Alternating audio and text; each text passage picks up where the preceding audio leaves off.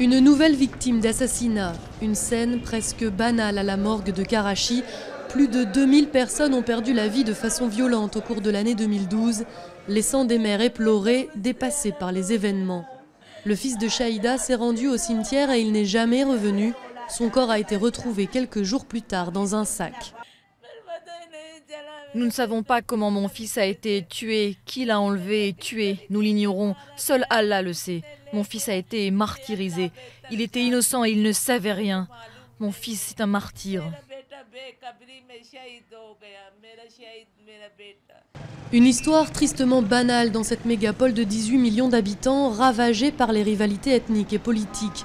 Résultat, les gangs se disputent le contrôle des différents quartiers à coups d'attentats et de meurtres crapuleux. Zafar a eu la jambe entaillée par une attaque à la grenade.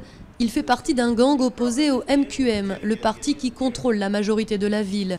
Lui, il garde la main sur Liari, un quartier très stratégique. Le MQM et d'autres groupes ont essayé de conquérir Karachi ces 10 dernières années. Plus d'1,5 million de personnes vivent à Liari et ce quartier est le plus proche du port. Le MQM veut le contrôler parce que ce parti veut mettre en œuvre un programme international qui lui a été assigné par les forces étrangères.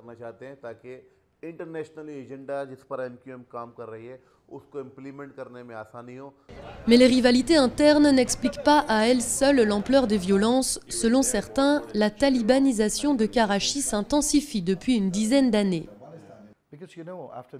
Vous savez, après les opérations dans les zones tribales et au Waziristan, tellement de personnes sont allées à Karachi sans contrôle et elles ont commencé à se réfugier dans les coins reculés de Karachi. Et Karachi est devenu un refuge sûr pour les talibans. Des tensions mafieuses d'un côté, une poussée islamiste de l'autre, un cocktail explosif qui risque fort de s'aggraver ce printemps dans la mégapole pakistanaise à l'approche des élections nationales.